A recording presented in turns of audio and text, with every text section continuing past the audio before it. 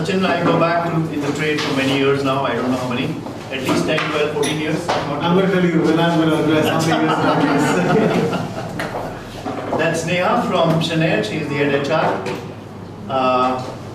There's Reeti from Benz. You must have met her yesterday. Yes. And Shikhee Agrawal from Diageo.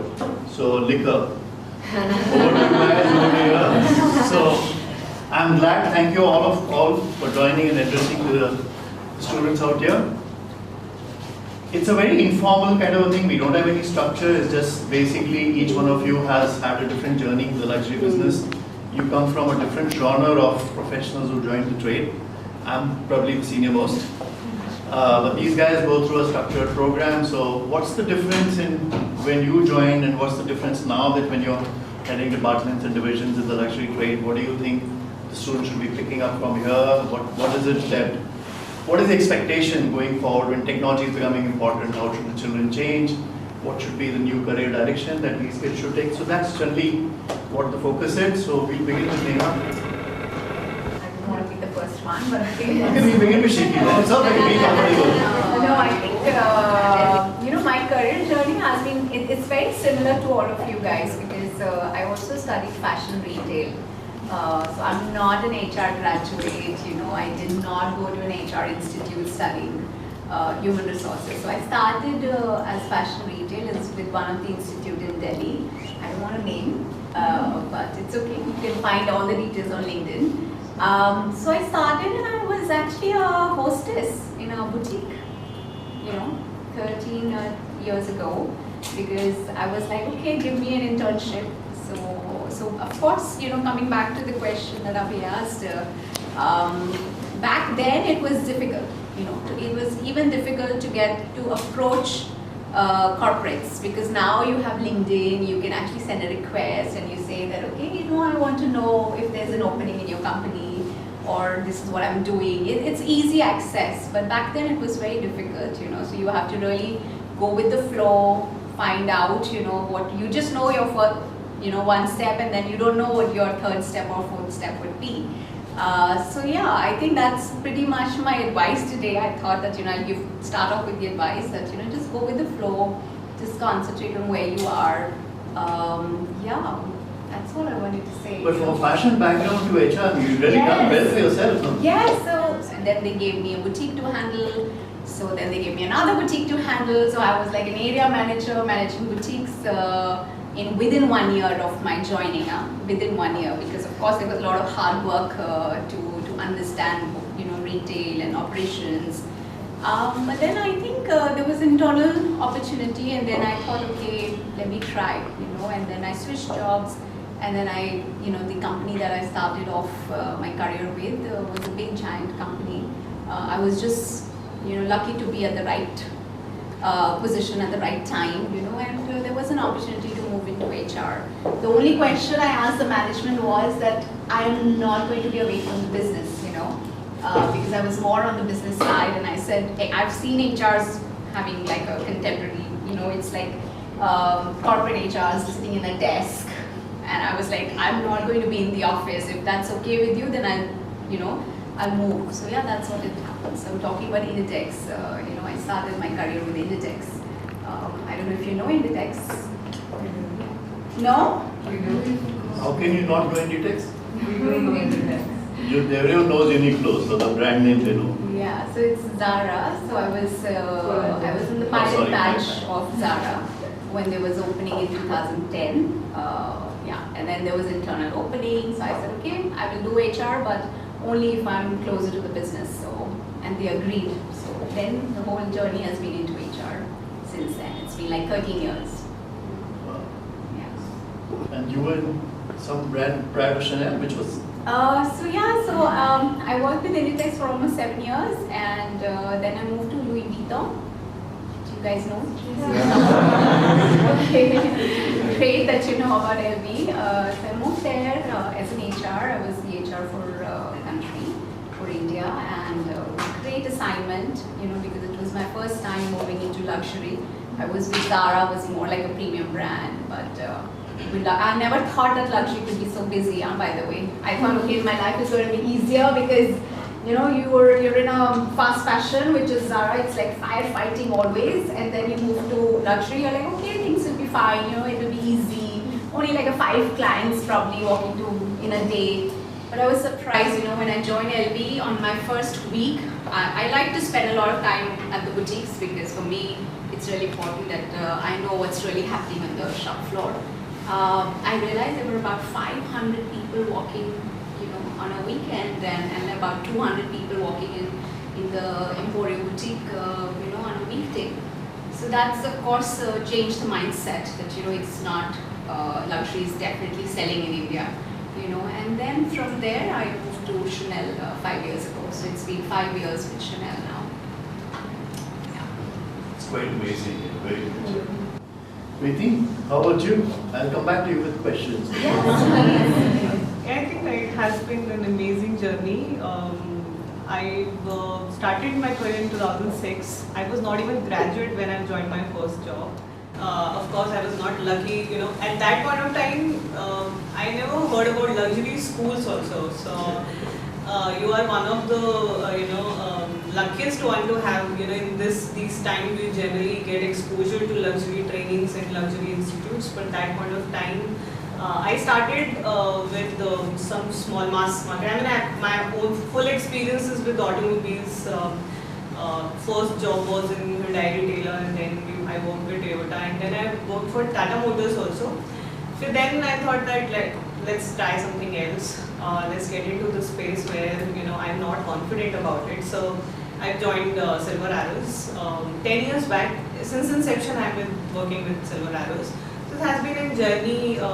What I was that point of time, what I am right now, I'm Associate Vice President, CRM, and Head for Operations. So it has been a great journey, and I think I've learned a lot. The one thing I kept reminding myself is the learning. I mean, you learn, and you even learn from your customers. It's just not you have to learn from your colleagues, your bosses. But I think, in my opinion, I think the best learning is from the customers. Yeah. Bravo.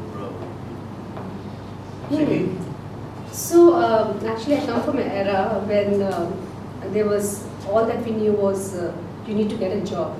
We did not know what career that you had to pick and choose.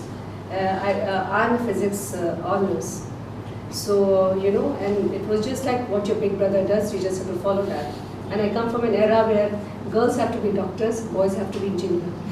So I come from that tradition, that background. But when I graduated, then I thought, and I graduated from Shillong, Northeast, where women already always had an upper hand in all the decision making. So I come from that, ambience. Malcolm. Yeah, Americans. Yeah. So after graduation, when I moved to this part of the country, and I thought, this is not me. I'm not a doctor material. I'm not an engineer. This is not me. I like bike riding. I like valleys. I like to go around. So I thought, let me live my life first. Let me do whatever that I want to do. So I just picked up, soon after my college, my MBA, I picked up an internship with this, what you call, fashion house. Yeah. So this was just, so the first few years for all of us is just to explore your choices. What you want to, it's not that I pick up a choice and this is what I live up to. So I always believe that pick up whatever that you get a hands on and explore different options, which is what I did in the first 3 years of my career. I joined Export House, and then I said, no, this is not my cup of tea. I tried it for a year and a half. Then I joined a media house, which was pretty fashionable then. Very interesting. You meet journalists, you go to all these, agencies, media agencies, all those tabloid presentations and all those. So that was pretty eye-catching for me as a girl coming from Northeast, from a very modest background, and then we're just exploring life, So that gave me a kind of exposure, meeting CEOs then, CFOs then, all those decision makers, MDs and politicians and all. It was really a flamboyant job for me. You're going to, all these people are just a call away from you and all those stuffs. So that told me, yes, there's so much in life to do. Then I joined a brand called Red Bull Energy Drink. which was a fashionable drink. Drink then which is just, the concept was not there in India for energy drink way back in 2004, 2002 actually. And then it was again, I was into driving those, those converted cars. They would, a mug converted into a Red Bull can and all those stuff. So I would have my team of sampling, advisors and all, and brand ambassadors, and we would drive those cars on the streets of Delhi. And I thought that is real me. So, my only advice and all those stuff is pick up, explore. You're actually fortunate to have a college as a base where you're taught subjects, you're told what to do, there are people to guide you at every step. But we come from an era where there was no guidance. We have to explore our lives for ourselves, and which is quite it. And I think that was a very intelligent move of picking up, exploring things for first 3 years, and then finally I chose what I wanted to be. I felt I've explored all possibilities. Then I joined a brand of my choice, which was into beauty and cosmetics, world's #1 beauty retailer. I stayed with that brand for almost 15 years, working with different brands, best of brands that I did. And now I work for an Benz space, which is as beautiful, and working with, but all throughout there's one thing common throughout my career, working with luxury consumers at every step, be it beauty cosmetic, be it alcohol, be it media. So that customer connect journey remained the same for me throughout the 2 decades of working. So a very beautiful journey, and it's still, and what keeps me high is throughout my career, keeps me fresh always. It lets me live my life. I do what I want to do, and I love my job. I spend my time with my family. It's a hybrid model. It's engaging as a work-life balance, and that keeps you on the toes and keeps you on high always. And you are in a very beautiful space when you have great brands to be associated with. The luxury is on its peak at the moment as we speak, and there's so much to pick up from these amazing brands that they are with us. The beauty industry is loaded with brands, the automobile is loaded with brands, and it's just, you have to be passionate about what is your personal choice and get attached to that brand and just drive your passion and you'll get it. Yeah. Wow. So what was the last brand are you working on? Diageo. So just so that you know, Shikhee also came and taught our students for 1 year. She did logistics for our, I think I forget which batch it was, but then I think 2 years back, Yeah, obviously. in between as well, right? So, over to Sachin. Thank you. It's a pleasure for me to meet all of you, and I'll pick up some threads from all my co-panelists that I've heard. And I'll start by saying a big thanks to Abhay. Abhay has invited me, and I'll come back to why, and I'll connect this 2 bits. But for me, Abhay was somebody, and a lot of people here, what I was hearing was, have been working on ground, where the real things happen. So retail, or picking up your, putting up the sleeves and saying, okay, I'll do the job. Everybody's not sitting here starting this. Everybody started somewhere else and has grown up further. Abhay, you and I met first time in 2001. This was in South Extension. And in South Extension, I was working for Benetton at that time. And I always thought Amar will one. no, that was much later in life. Okay. And Benetton was my first job, Salt was my second job. And that's where we met. And the fact that we both were at the floors at doing things is a starting point. I've been very lucky. At that point in time, when you didn't reflect about whether there were no schools at that time, the fact was get a damn job. It led your parents smiling because you're not an engineer, I was not an engineer, and you had to just get a job. I'm from Meerut. I feel really proud to be from Meerut. And I've been really blessed with very close friends and some great organizations and great colleagues and bosses actually who led me through. So I'll tell you my career journey. So I started with a small brand called Monks Italia. We had one store in South Extension, and the boy get a damn job here. And so it was owned by a company called Bharti International, the largest export house for leather. They were experimenting one of their brands, and that's where I started. And then I think not that like you had the choice to choose and set out how your path would be. For me, it was very coincidental. Things happened and doors opened. That was a very small stint I did. Then I worked for about 2 years with Benetton, where I started in West and I moved to North. Then I spent about 6 to 6.5 years of my life with the Swatch Groups, where we had the brands like Omega, Rado, Solan jeans. And at 26, I was the youngest brand manager for the globe, which is interesting because for me, what a brand manager in that organization did was that you ran the show. You were responsible for top line and bottom line, not just for marketing or not just for sales. Geography was India, which is interesting. That's when I joined Yadro, which is a Spanish porcelain brand, high luxury. Again, from very distribution-led business, and he was setting up retail through partners. At Yadro, we did our own retail, which was interesting and very important learning for me. And post that, I joined De Beers for a brand called Forever Mark. And 2016, I was given the position to run the show, so now I'm the managing director for De Beers here in India and Middle East, which is my operating region. And I also am now part of the global board. Now, I'm not saying that's happened because of me. I think that's purely happening because what India is and what India means to the world today. So I would just like to add to what you mentioned about being a part of the college, but there is no better time in the world as what we as India could be and what as Indians can be into the future. So the next 10 years are going to be ours, and there are a lot of speeches and dialogues and monologues and whatever that's been going around. I happened to hear something very recently, which was on Saturday. It was the India Today conclave. Yeah. And if you guys have not heard the Prime Minister and his short address, I strongly urge, it was perhaps the most positive, the most inspiring speech I've heard from that man, and I really follow him.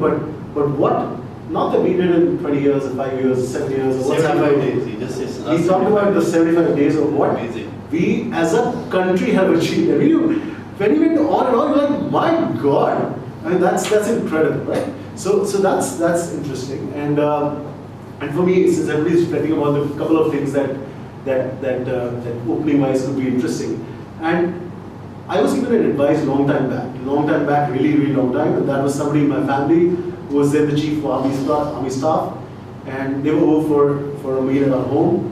And and I was very curious. I was trying to understand, what should be meant for you to be at that successful position, and it means a lot, right? To be the army staff of our country. And he, at that point in time, gave me two advices which stayed with me, and they will mean different things as you go along in your careers. And they're very simple. They get very complicated, but the simple things he told me was that, maintain your relationships. Now that might mean very simple, right? But when you say you maintain a relationship, means that for me, I've had 4 chapters of my professional life. But for me, my first chapter of my professional life, the partners who I work with are still my close friends. So essentially, how you nurture those relationships is important, because that's what helps you over a period of time get an access to information, connections, a whole lot of things. So relationships for friends matter a lot. So decipher it in your own manner.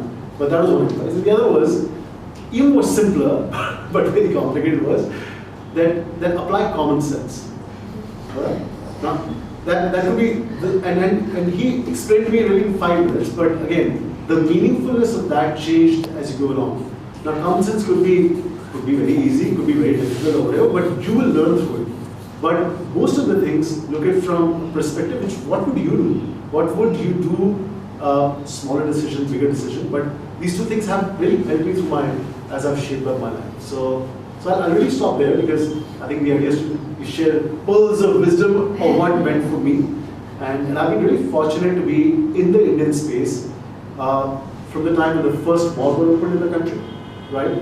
At Benetton, we were the first sort of global brand, so to say, at that time. Okay, joint ventureship and partnership. So we could always debate that could they have done better, perhaps whatever, but you were the first ones. So I really think that as you go along, the stuff or the interaction with products, and you would heard the products that everybody over here is, and what you guys gave me to get at. I always remember the first day of my job where I said, boss, I'm going to change the bloody world, right? And when you get every day into doing the same job, you think, and you start thinking, your mind starts thinking that if you're touching a brand like Omega every day, it's okay, but it's not. You've got to say thanks to somebody, because you're there touching and feeling the most precious things in the world, which 99% of the people don't, right? And we represent those categories. So as you start, right, think about how fortunate you are, because you could be in the business of construction. My best friend is, I mean, I sell diamonds, right? I mean, the youngest diamond is 1 billion years old. Who gets to touch a $1 billion thing every day morning? And which job is it that you stand behind the counter and somebody will come there to just smile, just buy the most precious thing in their life, right?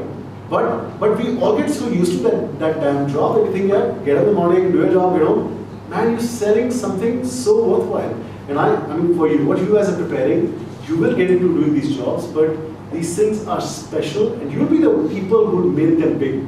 So take a lot of pride in it. I mean, that'll be my slightly longer, but I'm sorry, I want to share. Well said, Sachin. Very well said. Well. So you see, now we have a plethora of sectors, we have a plethora of experiences, we have people with different streams of experience within the luxury business, fashion, but HR, automobile, but also operations, and then we have liquor, and then we have beauty, and then we have somebody who's selling fashion to selling diamonds now. So all of you guys feel free to ask them questions related to anything that comes to your mind. Let it be very, very open, let it be very engaging, so that they enjoy the conversation as well, instead of it being a monologue, right? So only thing I can sort of ask the panelists here is that over the years that you've seen the profession, luxury business evolve, Sachin says 2000 onwards, and Shikhee has also had a long innings, and you know, both Reeti and Neha as well has had a fairly long innings. How has the profession changed? You know, from the first day that you stepped into a Louis Vuitton store, we'll leave the Zara behind and we talk in context of luxury. So from the first day you stepped into a Louis Vuitton store, and she stepped into a Mercedes Benz, and she stepped into a beauty and skincare product. So I'll leave myself out. And Sachin came into, I think we met when he was, your company was, they were handling Versace Rosenthal, the crockery product. That's the time I remember meeting him, but he says we met earlier than that. So I'll give him the credit, we met earlier than that. But let's say from that era when actual luxury goods were being handled by all of us on the dais here, to now, we're sitting in 2023. And as Sachin said rightly, I mean, I would second what he said, that if you've not seen the Prime Minister's speech at India Today Conclave, it is mind-boggling. And the way he narrates without any prompter, without any bullet points, without any slideshow, it's all through his head, and he talks with passion, which only shows that he's been involved in each and every achievement that has been made. Otherwise, you can't remember it. Because it's not 1, 2, 3, 4, 5. I think there must have been a list of at least 75, 80 achievements. Incredible. Done in the last 75 days. He says, forget about 9 years, forget about 10 years. Let's look at what India has achieved in the last 75 days. That means in 2023. So I'm asking the panel now, how do you think the business has changed? How do you think the consumer has changed? How do you think the employee, that means all of us, has changed? And what do you think is the expectation for the next generation of the employees? So, Anyone? okay, let me take this question. So, you know, over a period of time, what luxury was once upon a time, the consumers are much more evolved than what we are as employees. They're widely traveled. They know about the brands more than us. We have got this Mr. Google who is ready with all the information. So when a consumer walks into the store, he's there to, he has array of, you know, is there to compare with every possible brands in the world, rates everything, experiences, promotions, offers, what blah blah blah. You know, so the consumers today is so evolved, so widely traveled. They know so much about the brand that they're going to, so they know what they're going to buy. So what differentiates between this and this is the customer experience that they get. So the whole journey evolves around the differentiation of customer experience that you get from one store to the other, how you interact with them, how you behave with them, how do you follow up with them, how CRM is integrated into their day-to-day conversation through marketing automation, through, there's so many tools which keeps on reminding you as a consumer, this is that your bucket, your shopping list is empty, this particular stock must be over, it's time to refill, and all those conversations. So this AI which has got into our new life, these things have evolved so much, it has made a consumer so informed and so educated. I think that's a major thing, major paradigm shift which has happened in the consumer behavior over last over last at least 5-6 years, and especially post-COVID, yes, there has been a complete overhauling of shift of consumer behavior. So that's how it has changed, and my perspective, my view. I think I would give you the more perspective from the automobile background. When I joined Mercedes in 2012, it is always a luxury brand. I mean, when you talk about legacy and you talk about dream for automobile car, one will come up with the answer Mercedes. But while it is already a luxury, the brand has worked upon throughout the journey. I mean, last 10 years, in last 8 years, they are the number one in the automobile luxury segment because of certain reasons. And certain reasons, I mean, the continued innovation is one of the core pillars. Not just that, I mean, the first thing right now they are focusing on, the first thing they're working on is their first, value which they're trying to bring is think and act like a luxury brand. And not just that, they're trying to demonstrate this throughout their all verticals, whatever they do. So, and the first thing they starting with the people in retail.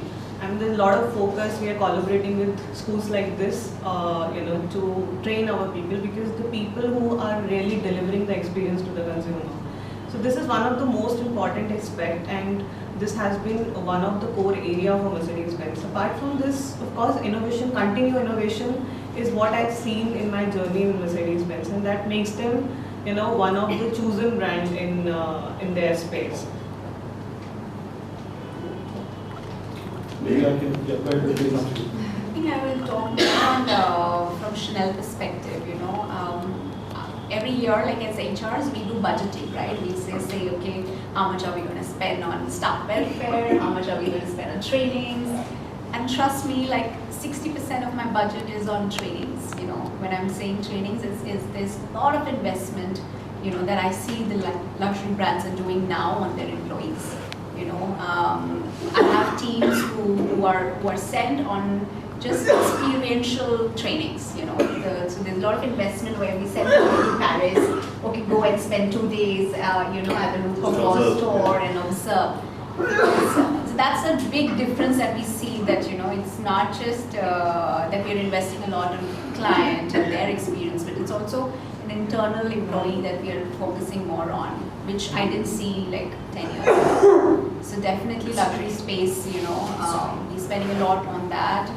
And in terms of expectations, I think the clients are also expecting a very transparent, conversation. They expect transparency, and one experience, if I have to share, okay? So every time, when I go to the boutiques, there are beauty confidants, our beauty advisors. They always tell us that, that the client knows, sometimes the client knows more than us, which thanks to social media, thanks to, how they're traveled, and the client also is really taking interest in, in a lot of details. So I think all that is a huge investment that Chanel does a lot, in terms of our trainings that we do. So yeah, that definitely has changed. When you were asking us what started when I started, what is happening then, what's happening now. True. So, when we had a brand called Brigade, which we started in the country, starting price was about 20 lakhs.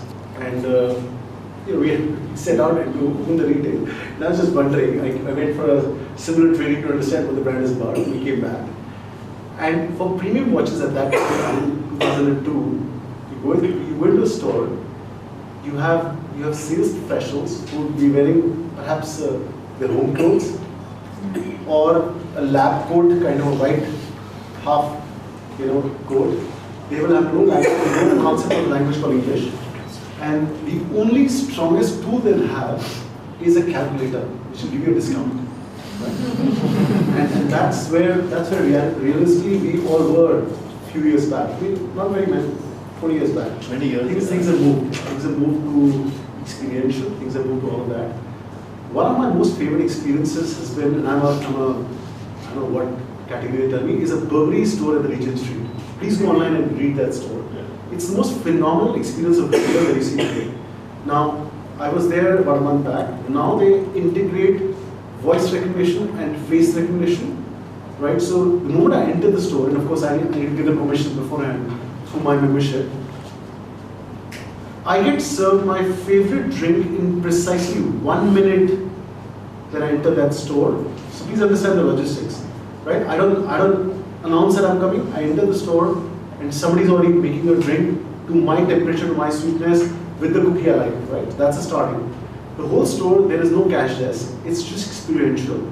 They've converted the biggest theater of London into a retail store, and every hour, and that's a store selling apparel and fashion accessories, or perhaps even some other elements.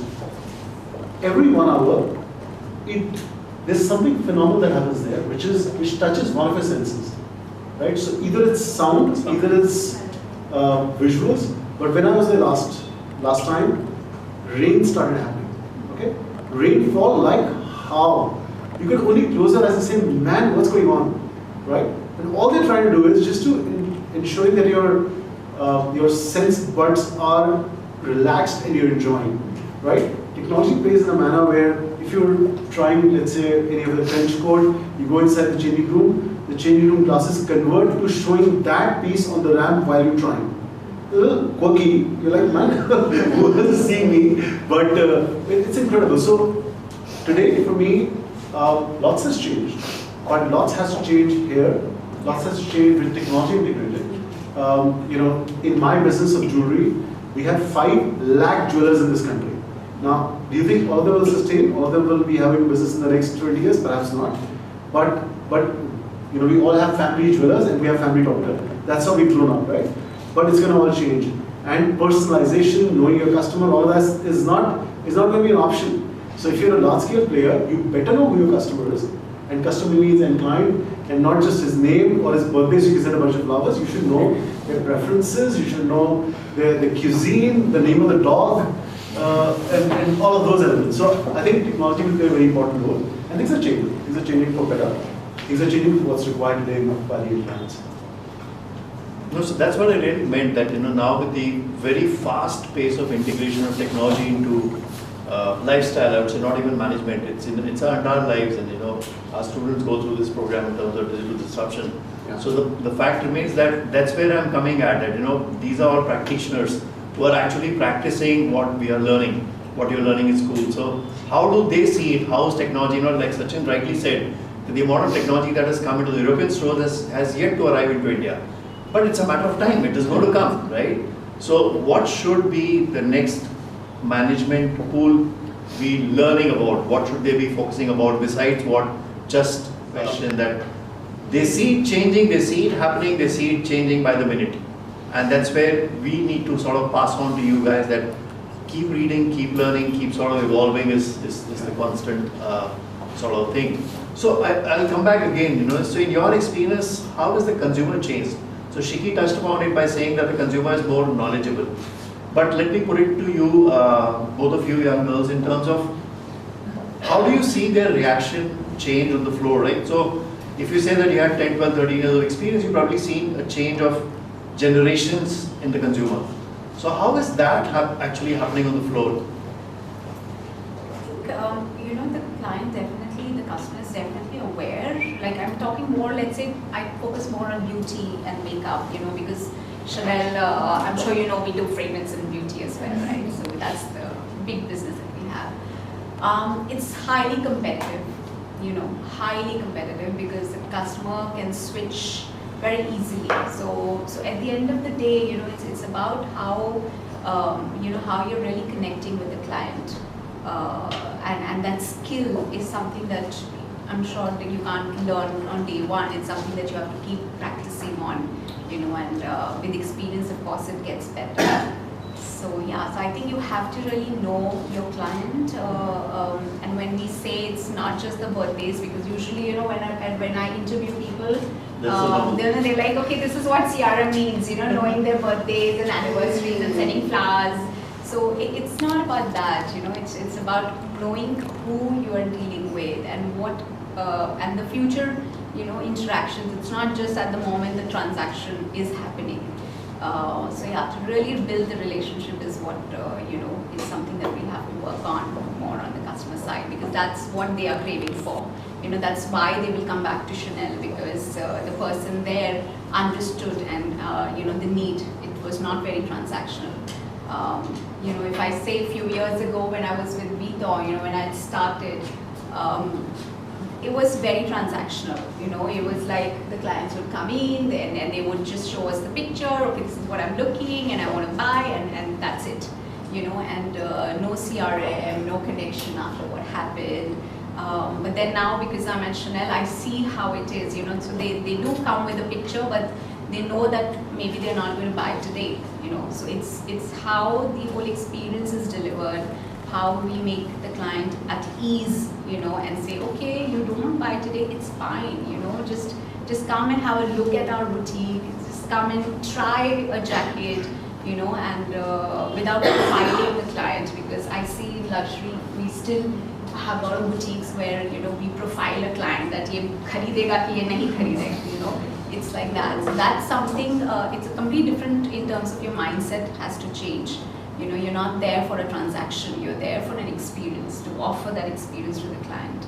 And that, because that's what a client is looking for, that's what the customer is looking for. They can buy online, they can go to Paris and buy it. But why they will shop from you is how you create that difference.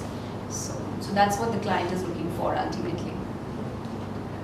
I think I would take lead from Sachin, and we talked about relationships. And I think this is the most important, maybe a boring word, but trust me, this is what really matters in luxury business. If I talk about my experience, there are two kinds of customers. One is who are already at the level, loyal customers who are already associated with brands, mature, and they will continue to buy your products. Okay, you don't have to go market them. They will come back and they will continue to buy. The other segment is the customers who are reaching to that level. I mean, they're working hard, they've reached to their level, and then now they are new in the luxury space. So, of course, the communication with both the segment is absolutely different. The connection, the relationship with both the segment is absolutely different. So, if you are well connected, well in relationship with those customers, you are doing very well. If you are disconnected, maybe you will do the same strategy with both segments, it's not gonna work for sure. This is, I think, is the most important thing, I would say, the change in the luxury space of customer. The most, and also I would say, now currently, if I talk about the luxury, is no longer social marker. It's my own opinion, it's no longer social markets. Now the customer is aware and they look for its usefulness. Money in India is not a problem. Maybe in some part, yes, but if you see the luxuries business is growing, and if you see the Mercedes itself contribute 4% in luxury, total luxury retail in India, but in automobile itself they contribute 58%. So not just that, if I go through a lot of luxury study, I'm sure you must be reading it, 28% is the growth which is projected for luxury business. So money is not a problem. So the customer segment which I'm talking about, reaching to that level is growing and growing. So I think the usefulness and projecting your product in a way, or maybe product or services maybe, is what really matters, and that's why I'll come back to the word relationship. And Shikhee, your experience with beauty to now liquor. Liquor is a different category. It's not a desire-based category, it's a need-based category.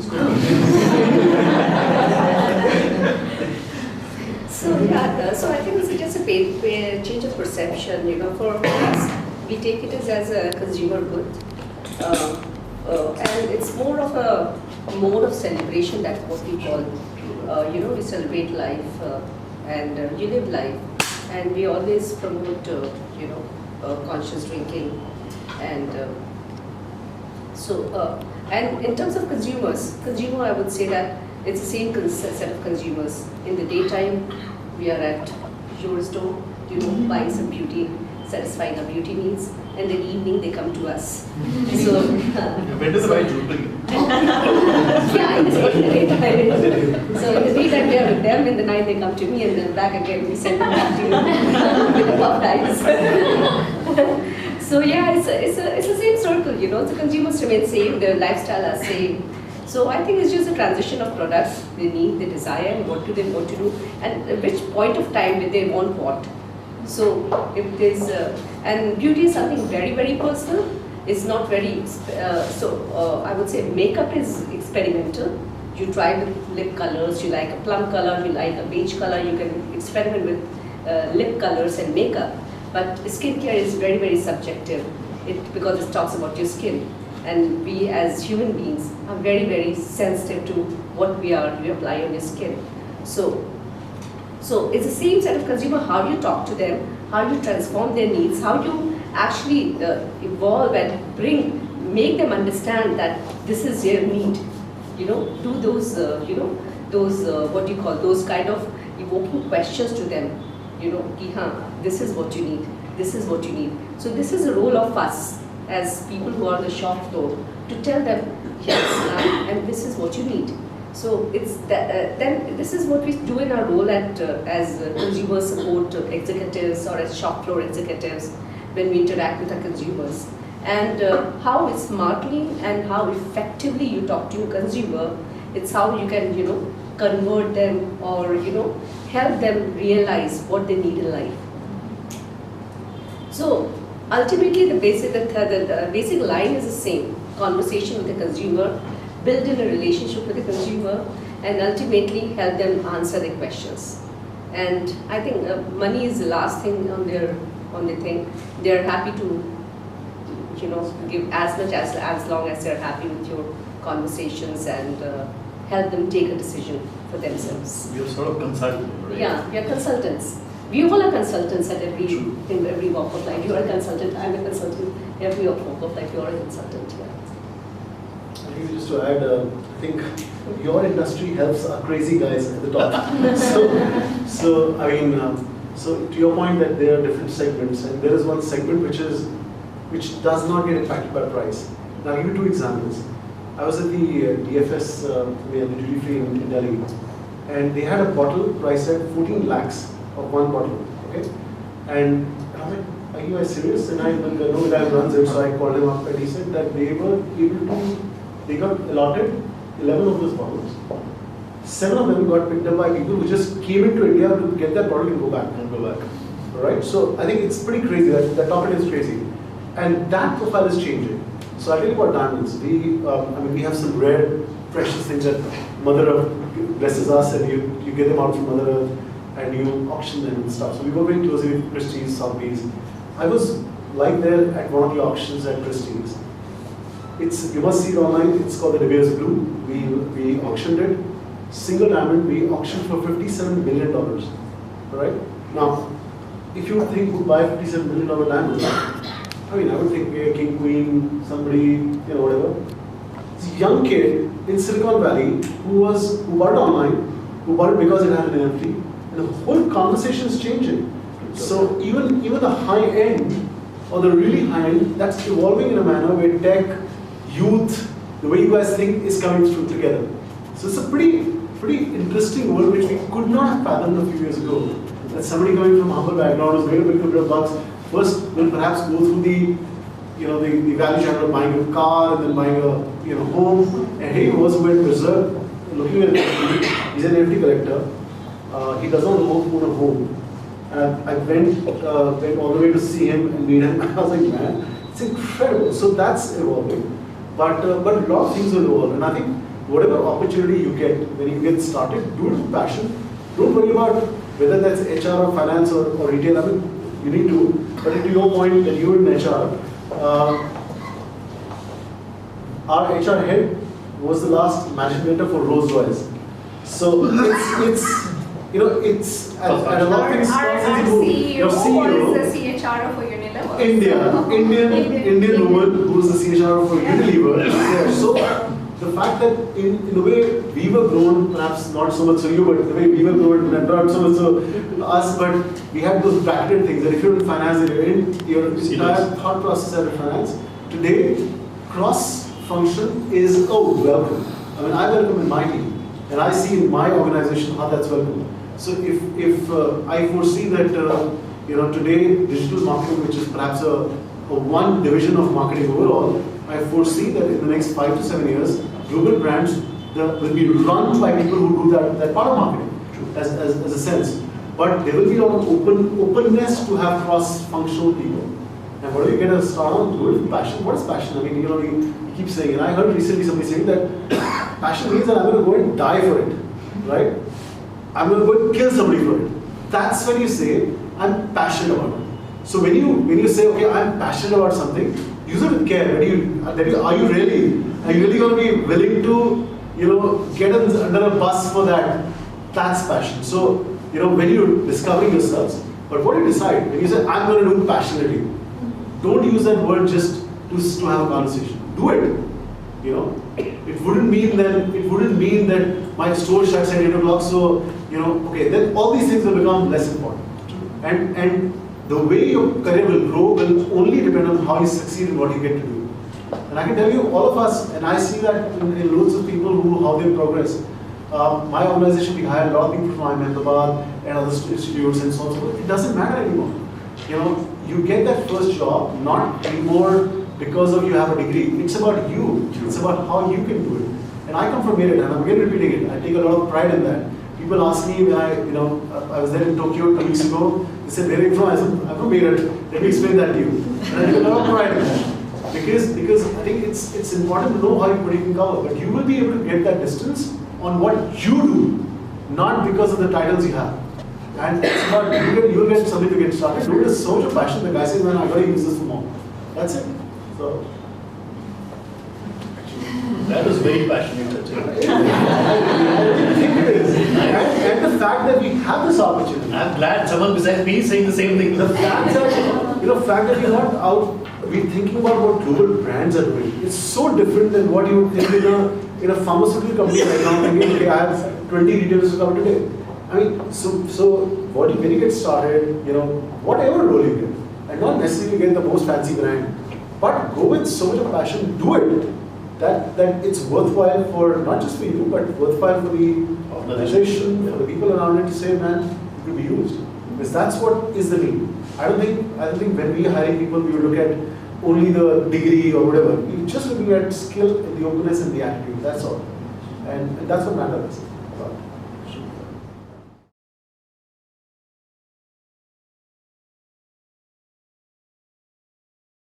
To ask, when a lot of you started, things were just establishing, and your approach towards how you're, establishing your brand in the market was different. Like the first mall was opening up and everything. To, as you were mentioning now, there's this whole shift and digital disruption, and our generation, they have the money, but they want quality in terms of they want things to be sustainable. They want a digital footprint. So how are in your particular institutions, how are the brands approaching this new digital space or this sustainable space that we look for a lot? That's essentially what I want. Yeah, quickly, so 4 things. I think 4 things which are fundamental for when I look at my industry, which is, unfortunately, when you say diamond, not every diamond that sells in the country is luxury. You buy a diamond from mass retailer or a retailer down the road. So it's supposed to be luxury product, but it doesn't sell as luxury. It means more to us. It holds value, it holds a meaning, and so on. So 4 elements. Number 1 is the future will be, and I really push it now, where as an industry we're going to move from consumer to client. And that's a huge shift because consumers consume bread and milk, right? Diamonds are consumed by clients, so client-centric approach. One of you touched about saying about it's a one-time transaction to lifetime relationship. I think that's one fundamental shift, and there's a whole plethora of things that the industry needs to do. Number 2, it's going to be a world of brands, right? We bought diamonds, you guys will buy brands, right? So the whole world will be a brand, and what that brand means is a whole different science, but it's going to be a branded world. You will not, when you feel going to go out and buy a jacket for winter, you will perhaps not go and buy a jacket. You will perhaps buy a brand or a Moncler or whatever, right? So that's going to be the second change. I think the third change is going to be digital first to digital everywhere. And you guys here in this room should master the fact or the whole NFT conversation and what's going to open up, because it's a mystery, nobody gets it. Everybody will try it. 20 years back, we all tried opening the first website, and when e-commerce came, we were convinced nobody's going to buy a diamond on e-commerce, and we would perhaps quite convinced that luxury products won't sell on e-commerce. Look at what's happened today. Now it's the time for NFT and this cryptocurrency in this world. We are getting ready. We got to get ready by the time we come out of college, but master it, because that's an area every brand will venture. And lastly, touch about sustainability and provenance and source transparency. It's a low gamer. Everybody's gonna go behind it. And like my daughter is now 16. The other day we were in a bakery and she's asking, okay, what are the ingredients here? So we were like, really, are you serious? But it's gonna come more to you guys, less for us. But generally, I think all of your concern to Mother Earth will be much bigger than what we were concerned in general. So I think these are the 4 pillars on which every organization plan has to work. I would like to share my experience 10 years back. When we started the organization, we just established, and we were the second dealer in Delhi NCR. So there was a process from a manufacturer called retail consulting. So the retail consulting is the process wherein you have to establish processes within the organization and you actually make it. There are a lot of documents you have to create, a lot of processes you have to actually deliver the car. So at that point of time, the person who was in charge to it, he said that we must look for digital marketing. So he said, are you mad? Mercedes on digital marketing? No, it's absolutely experience. Someone should come walk into the store and then we will do the traditional way and then we'll do that. The delivery will happen. So that was the time. And post-COVID, trust me, I think we spend, like I was sharing with one of the batch yesterday, that 45% of our spend in marketing we spend in digital media. 16% we actually end up selling digital is the contribution, the highest contribution and highest conversion in the retail. So it's a journey, and in case you are not present there, and we go 360 degree. It's not that we are a luxury brand. Of course, we don't have to be overexposed in the market. Of course, that desire and those accessibility is a challenge. But yes, a right approach, right marketing is there. It's very much there, and the customer is available. Customer come to us almost prepared his mind that I want to buy a car. We don't have to actually tell him what is the talk, what is those talks are no longer exist. All the cars have almost the similar kind of technology. Maybe we are higher, we are lower. It does not matter. But if we are present at that space, customer is aware. I can go and exchange more talks. If what matters. No, that is true, Reeta. I think we discussed this in class earlier, that in today's day, statistics say that 95% of the purchase decision is digitally influenced. It's the last 5% which is happening in store.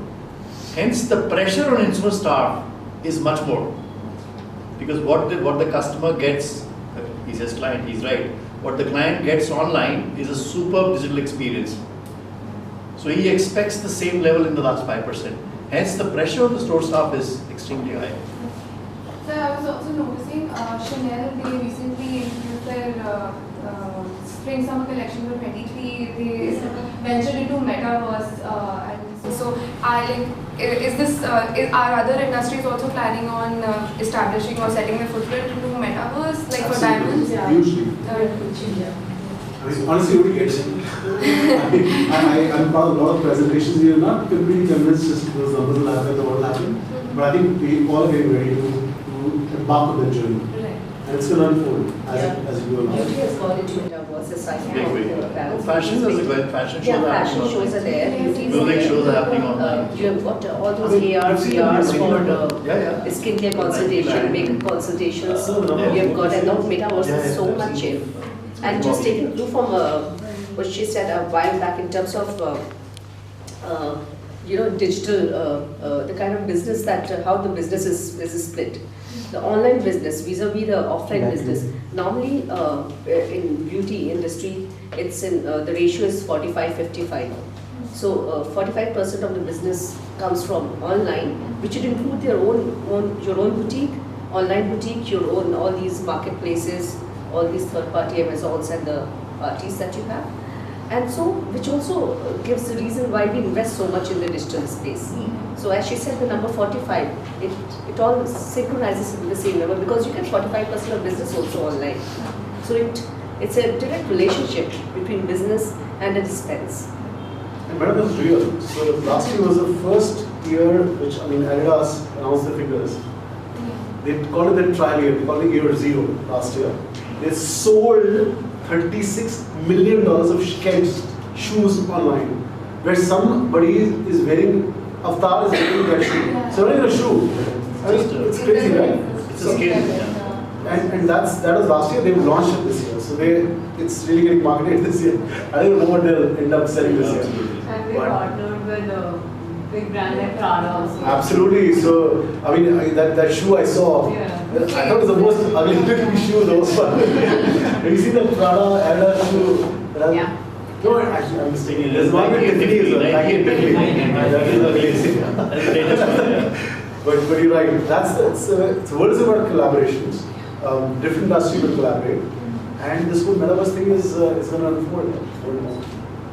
But as we speak, there's a bit of a, let's say, slowdown in the crypto space or the metaverse space because people are not sure where it's going to go, but no one wants to miss the bus. Yeah. So everyone is investing without knowing where it's heading. As he rightly said, no one is unclear. Everyone is unclear what's really happening out there, but they know that the Jain Alpha is there. So the only way we can get to the Jain Alpha is through gaming or through the metaverse. So that's a fact. You can't miss it. Yes, somebody raised a hand. Please go ahead. Yeah. Ma'am, so Chanel raised prices this year, only raised prices of almost all the classic flap bags and by a good 7 to 11%, which is a lot. So did it in any way affect the sales or We don't have stock. Really? Yeah, I thought so, but like it's a huge margin from layman's perspective. So I will not get into the details, but definitely it's so exclusive that the client still want it. So it's not. I think it's not about the price. Yeah. It's about the whole story behind the bag. It's the experience. It's yeah. in context to that also, in terms of e-commerce and digitalization of the luxury market. So if you're buying something which is a part of fast fashion or something, then you're buying it online, or if it's something just a need or a want, or if it's not that big of an investment, then maybe what I think, maybe it's fine to buy online or do not have all sensation stimulated before you're buying a product. So in this case, I don't get, is it affecting, is it really the same if you're buying a luxury, probably if it's genuine leather or the most elite quality of a diamond. So if you're just buying it online and you're not buying it from a store, even though it's saving up on a lot of resources, but like you can't touch it, you have no physical stimulation, something which we are going to study, I'm sure. And so that's why 5% experience comes in the physical. So stores are becoming experience centers rather than sales centers. Actually, they're transactions. It's not transactional, it's a relationship and experience. That's why somebody comes to the store for what you said, for the touch and feel of it. So in the diamond business, the first diamond that sold was in year 1998, e-commerce in America. We are 25 years, 24 years, I guess actually 24 years in selling on e-commerce. Today, their share is about 14%. So there's still an 86% that still gets transacted, where customer visits, somebody gets on the knees, it's like all that thing happens. So it's there, it's an important thing, but it's still smaller. I think what's increasing more and more is the storytelling, the understanding of the category. I think for how we think that when somebody goes to a Gurgaon store, and I talk about Gurgaon, that's where I am. I was reading the report. So somebody's going to buy a diamond in gold soup has gone online minimum 11 times. And chances are that 2 out of 3 will be also scanning the product while they're in the store. I'm talking about diamonds in Gurgaon. Now that's a huge one. So digital will do a lot of things. Maybe not transaction in the case of diamonds for sure, but it's massive. 40% for marketing like is still pretty good. And the client is so aware, they know exactly what they want to buy, so it's okay to buy online for them. yeah, not those, not the ones with them. Yeah, so it's like, as we said, we're talking about the journey of the client also, right? It's not that it's the first time they're coming to DBS, or it's not that the first time they're coming to Chanel. They have an association already, you know, and then it's also onto the team on the shop floor how to build that association. So yeah, maybe by end of this year or early next year.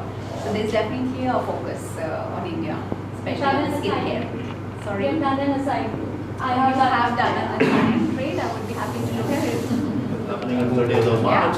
The whole perspective is going to change. The whole focus, the whole limelight, the whole business. Yes, Beta. So like you mentioned Christian here, so I was like reading the news like we are the first brand to launch the 3D shoe, Yes. that shoe, and they said that it's their competitive advantage over other brands like in the same category, and how they can, you know, how they've been doing so much. Plus, I think Dior became one of the first brands who are showcasing so much on social media. I mean, the stitching, the having the people working, the Met Galas, and everything is so transparent. And I think like Chanel and all other brands are like, they're keeping toe to toe that how transparent, that how customer wants to know. Like if you're buying a 2 lakh coat bag, like what is so special? I mean, you see it all around, and there's so much counterfeit markets. I mean, that constitutes for a lot, and we've discussed that in class as well. Right. But like, what makes that particular bag the it bag, you know? Right. So. No, so you're right. It's just, I think one of the reasons why I was reading this interview on Christian Dior, and I was subsequently interviewed, and I gave the same answer. That, the reason Christian Dior is planning to do it in India is because they want to highlight that India always remained in the back step. They were in the background, but majority of their collections are embellished in India. That's why they want to bring the art and the craft of the Indian embroider into the forefront. And they're going to be honoring, they already given the name of the, earlier you could never know the name of the factory which was doing it. Now the name is out there, the name of the lady who's owning that factory is out there. They want to really come and honor the Indians. So that again is going to bring a different perspective towards Indian luxury. So that's again a moment of, you know, I would say that it's probably a moment of inflection for when it comes to Indian luxury. Anyone questions from this side? It's very quiet. Everyone, all the intelligence ones seem to be sitting there. Yeah, please, Raghu, Rohan, what happened to you? Yeah. Silver Arrows managed to reach the higher sales rate throughout the year, right? For the past 5 years, how did you manage to achieve that? See, okay. You're asking the inside questions. Talking sales team.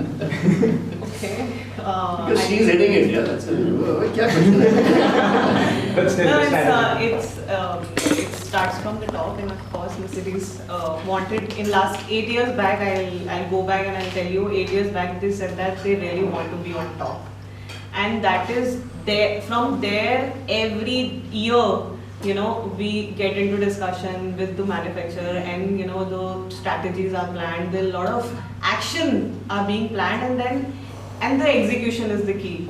And it's just not we plan and we don't execute. We plan this much and we execute, and this is what is happening good. I mean, it's going positive for the Mercedes, and they really want to become and remain at the top for maybe, you know, of course the competition will come, go back, but this is how Mercedes wants to communicate that they want to be in top. So this has been journey, and of course a lot of action, a lot of efforts, and has been in place.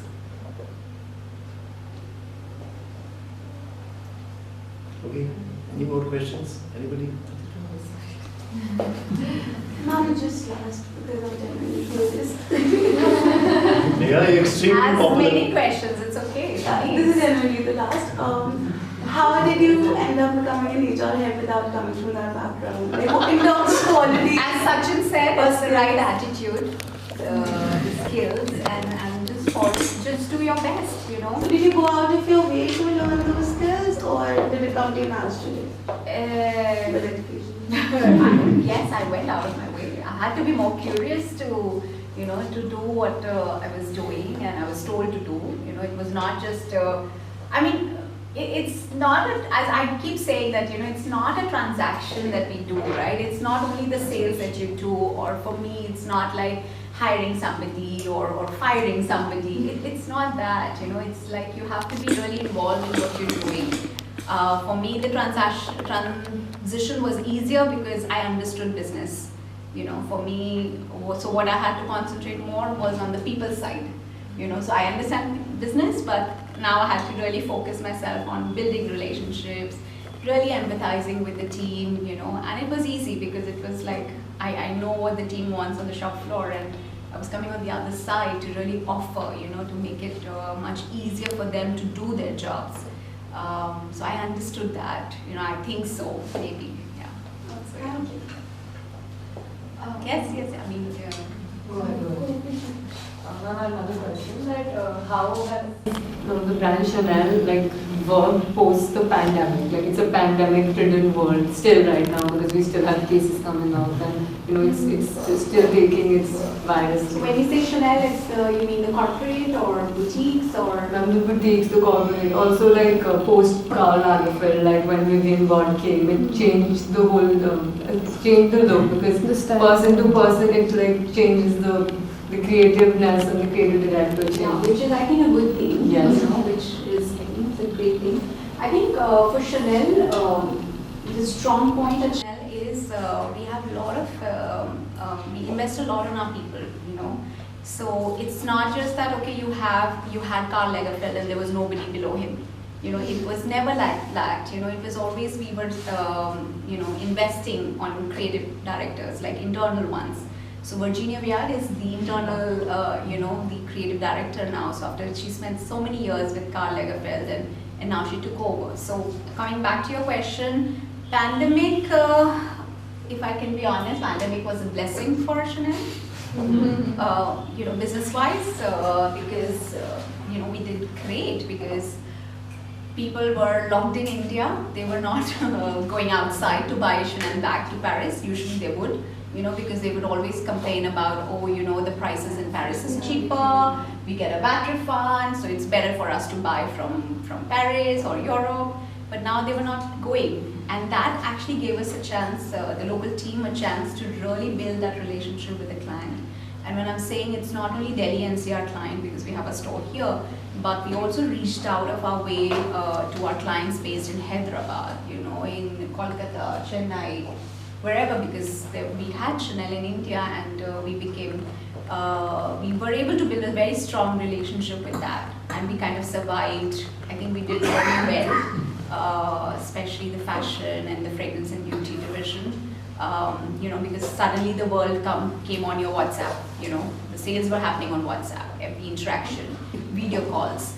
So yeah, we learned it our way, you know. It's not that the day one we knew what was going to happen. We didn't, we just followed what was happening around us, and we were agile. The team was super agile, resilient as well, you know, to make sure that we had to deliver what we had to deliver. So we changed, you know, we had to change. There was no option.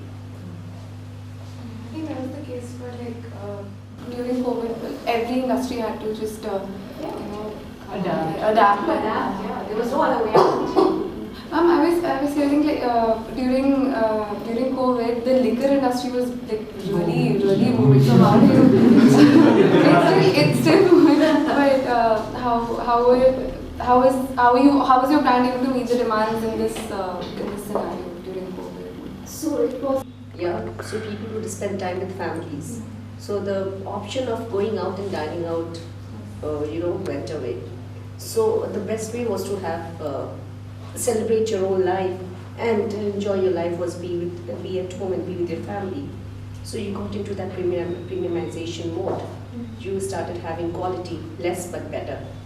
So that really helped not only us, not only this sector, but all the beauty everywhere.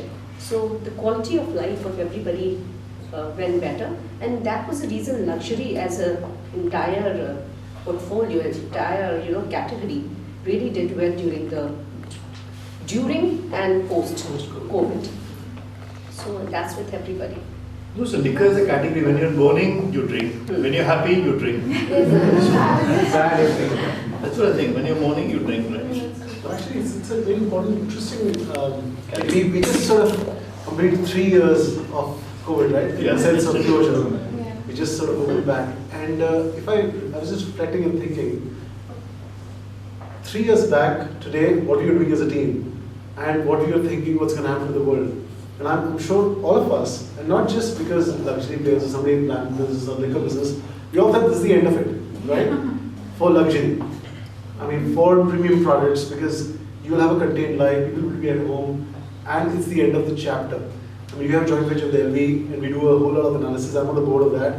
It's like, it seems like a doom days come, right? But what happened? Just after a few days, everybody started realizing their own way that I mean, it's like, as you said, blessing in disguise or something, but it just changed the way premium to luxury products and categories started getting consumed in the world, right? I mean, as De Beers, I can tell you, we've had 2021 and 2022 as the best years yet in the history. And the jumps are so massive that you don't know how to sustain those now. Yeah. So it's happened. Now, to your point, you're at home. I think the wealth got centered in a few people, but more wealth happened. People wanted to accept, like you said, fewer better things or better things. So I think this is a combination of those elements. But every industry sort of is still catching up, I would say. No, this is not revenge. The revenge phase is over. Yeah. So now it's become a habit, right? So the 5 phases, it's really sunk in and people are not going to go back. So the consumption will only increase and more people keep joining that particular space. Look at the service industry, the hotels, Yeah. it's unfathomable what people are willing to pay for a holiday now, just because you get a great experience.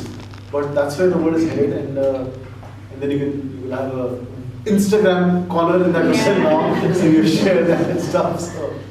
No, I believe I was recently at a travel conference, luxury travel conference, and what the other panelists were speaking is that I think more and more HNIs, or I would say even not a HNI, is accepting the fact that YOLO was only meant for Gen Y, but it's now all over. Kal ho na ho is really, it's a moment which is sunk in. So why say for tomorrow? You don't know whether you'll be there tomorrow or not, right? So that is something which is driving luxury consumption. That might as well buy the bag today, might as well drink the most expensive liquor today, might as well buy the Kohinoor diamond today. So that's why it's going. A lot of them do live that way. You never know when you will die. Yeah, absolutely. Absolutely. You know, so she was telling me in my room upstairs, Reeti was telling us that by 2050 all cars will be electric. I said, listen, I won't be there, yeah, maybe in 2030. So, no, just last one example yesterday to point us to how, when I look at you, I always try to spend more time. I go to the floor, and sometimes I use my daughter or someone else, so somebody will say, why you don't talk to me? So I don't talk. And 2 days ago, I was at a store in Mumbai. It's a premium jewelry retailer called Mall. You must have known. Bandra, very high-end, caters to the Bollywood and all that. Very close to me, and he had a mother and daughter shopping. The daughter was shopping for her wedding, and they were looking at a bracelet. And he was, I think, also very close to them, so he made me introduce them. And that woman was haggling for that 10 lakh rupee bracelet. Haggling, I was like, how? Right? It's like, your diamonds, you're the guy, tell her, and you're, of course, small talk was happening. And then he told me that that woman, that girl who's getting married, has actually bought a cake for her wedding. And that cake is 6 lakh rupees. And I was like, what have you done? Bought a cake, and this is a guy who makes these cakes, and how in her friend circle, it's the most important thing to do. And then I did spend half an hour. I said, you please gotta get some little time just to understand how this operates. But it's living life in a very different manner. And the fact that what you think is more valuable or shareable or whatever is important for you today has a worth. And it doesn't matter how we think it should be worthy. I mean, I would have never thought a cake can be made with that much money. And you should just eat a cake and let go of that money. But she was telling me, no, I'm getting married. Uncle, I'm getting married once. Yeah. But okay, so it's different things. And you guys will behave very differently. And your customers, your end clients will behave very differently than what perhaps we saw in our times. True that. So I remember that reminds me of another instance. I was talking to someone whose son is like, she's 16, but he was younger, 12 years old or something. And he spends a ton of money on buying a pair of sneakers, and the father says, what's with you? You'll never even get a physical product. So he says, I spend the best moments of my time online. with my friends. I go out to party with them. That's the time I want to wear the sneaker. The way you want to wear expensive sneaker for a physical piece, right? So my world is online, right? So it's changing. It's really changing very, very fast. And you guys are at the cusp. You see the transition happening, and you can probably grasp it better. Okay. Any more questions? Anyone? Yes, please, Aman. So I have a liquor-based question. So I was asking that how Diageo is dealing with mixed and fake liquor. Like you can see this in Gurgaon only, in this Gold Coast Road we have 7 to 8 wine shops, and in whole Gurgaon we have more wine shops than a place. Please, okay. Complete. They've done their study. So how the brand is dealing with them? So I would refer to many, direct company subjective questions, but we have a corporate team within the organization where all these questions, all these queries are put up, and we have a team which investigates thoroughly and ensures that these products are not made available to consumers directly, and the team addresses all these questions. So just for all of you, I'm not the right spokesperson to answer these counterfeit questions, but as an organization we have a different department which handles all these, and this is always on queries which keeps on coming. But as a brand we are very clear, our guidelines are very clear, and we address to all these consumer-driven questions directly. On a lighter note, we always say the success of a luxury brand is how much of counterfeit business is selling. Imitation, counterfeit. Luxury is the best form of. Very true.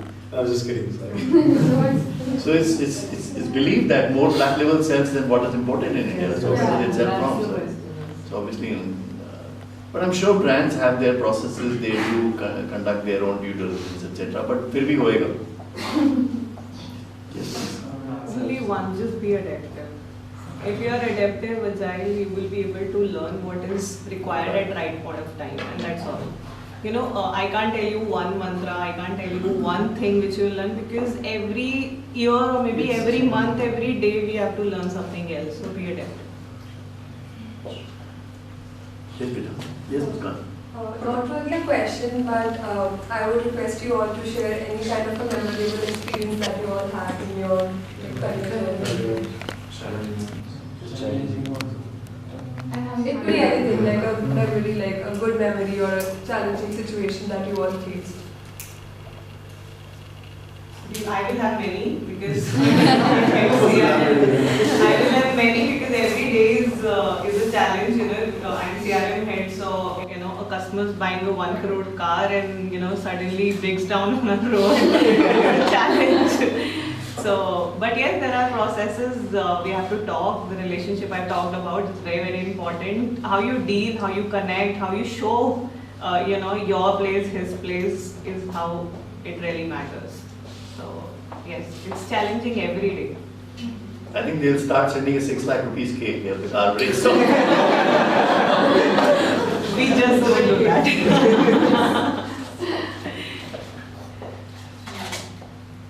I've had loads and loads of happy moments, not so happy moments and stuff, but more happy. I think I'm really lucky to be a part of this journey in India. And so that's overall canvassing it, but lots and lots of them. I'm sure I should touch on. But work-wise, I'll tell you, there was the most pleasing moment of my life was when we talked about CRM, right, and relationship. So one time I had taken 8 of my top clients at Diageo to Switzerland. And these are the biggest families in India. And they wouldn't go because you offer them a free ticket. There's a reason why would they go. So, you build something up. And I really resisted myself to not sell them anything for the first 5 days. Alright? And sales comes to me naturally. I mean, I like to sell. And they were like, why is he not selling?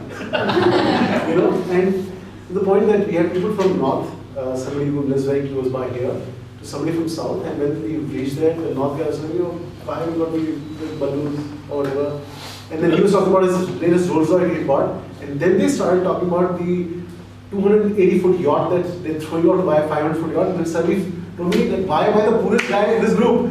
So, But what I'm saying is that at the end of it, I saw conversion of a genuine CRM or a company trying to have a customer relationship management to real relationship.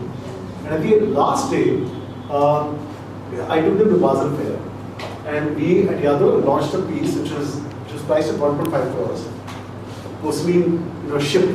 Okay, there were 100 to be made in the world, and they were all singing songs and holding hands, and we were having a ball. It was 6th day, and I hadn't uttered my mouth that you have to buy. And I was like, man, I think you वापस चले गए. What's going to happen? Because my boss going to chew me out. But at that day, we went out for dinner, and they saw the beautiful board, and they had champagne. I was like, oh, we wish you up. And they were like, I'm not also selling anything. They all turned around and said, Sachin, we had a great trip. We've made all very good friends, and we think you are our friend. And just to respect it, we will buy 2 each. Okay, they all bought 2 each as a outcome of a good relationship, right? Gratitude. And the fact was that, okay, you said, I thought they're joking, and I said, Lydia, you just can't have a good trip, let's go. They all bought, and that's the biggest sale that the organization has ever done in history. But I genuinely felt that at a luxury space, because I'm not a luxury consumer from my birth, right? But we represent brands. So at times it's a big confusion because you're representing a luxury brand, you're not a consumer. You're representing the brand. So there's a big difference. I often get interviewed by people say, okay, tell me your lifestyle, what you wear. Dude, I sell diamonds. I mean, I'm not a luxury consumer. I don't think I am. I'm in the process of being somebody who represents this category. It's a big thing. People think that people working in the luxury segment are all dudes. They all wear crazy brands. They don't, right? We are humble people. We've been playing a role for that brand. But I saw that churn happen, I saw that change happen. And for me, that is the most precious moment, professionally, where relationship worked. But you generally saw that time sales didn't matter. That price didn't matter. They just bought it. It was amazing. But I thought I'd share that with you. Interesting. So just a quick question. That the last time we had a panel, so we had some search from Yadro, and they really mentioned that Ambani's are their biggest clients for Yadro. Oh, well, I am not sure. I mean, I was selling them when they were building their home.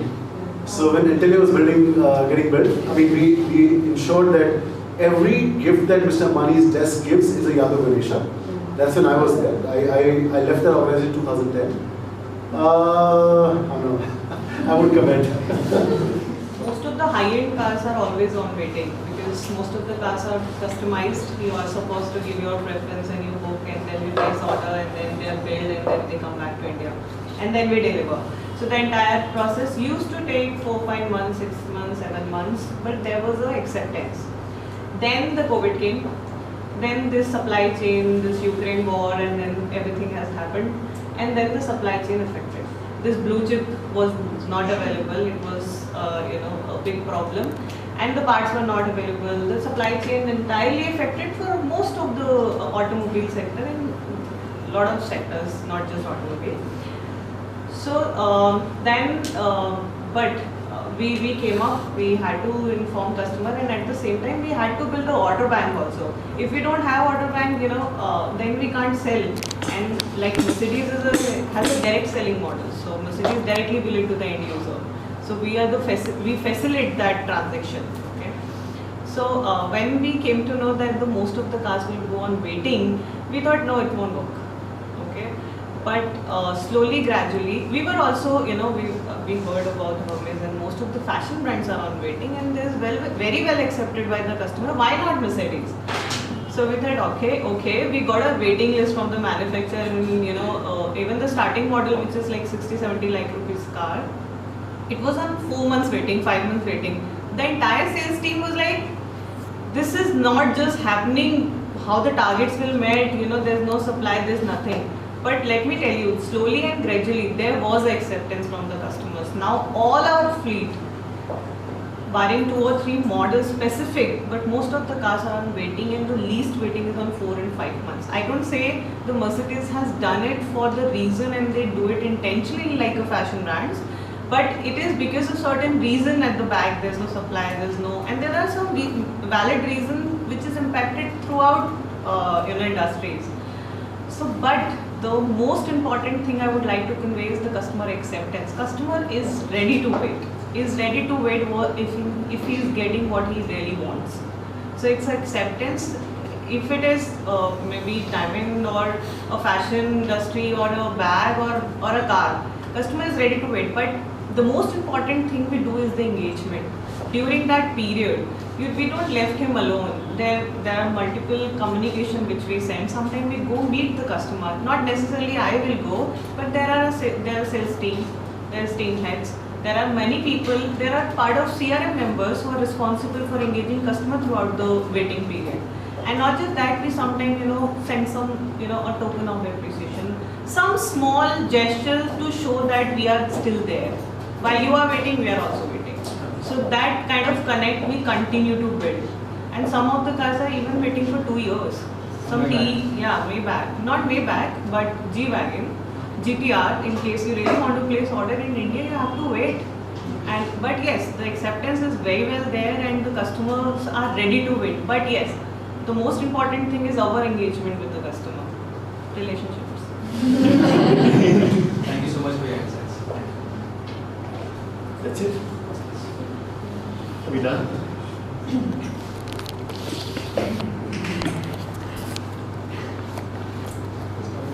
Anybody wants to say something, parting note? So are you all motivated? Yes. Okay. Thank you, Neha. Thank you, Reeti. Thank you, Shikhee. Thank you, Sachin.